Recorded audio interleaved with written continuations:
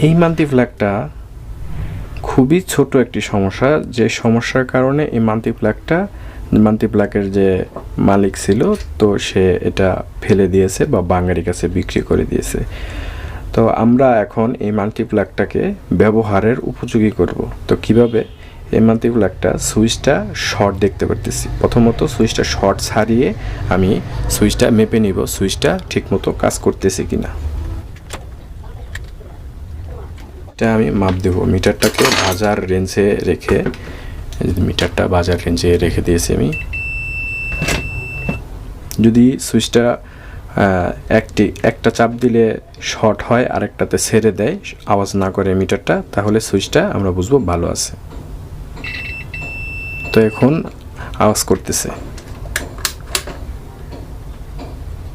একটা ধরবো, এই পাশে যে তার আছে তো সেই জায়গায় দেখুন কোনো কানেকশন নেই। আচ্ছা, ঘুরিয়ে ধরি আমরা, দেখুন তারপরেও কোনো কানেকশন নেই। এক তারিখে কন্টিনিউটি পাচ্ছি আমরা, মানে এই পাশে যে কেবলটা তো সেটা ভালো আছে, আর এটার যে কেবলটা সেটা ভালো আছে কিনা আমি একটু, এটা অনেক সময় এই জায়গায় সমস্যা হয়ে থাকে। তো এইটা আমি একটু নাড়াচাড়া দিলেই কানেকশনটা পাওয়ার কথা।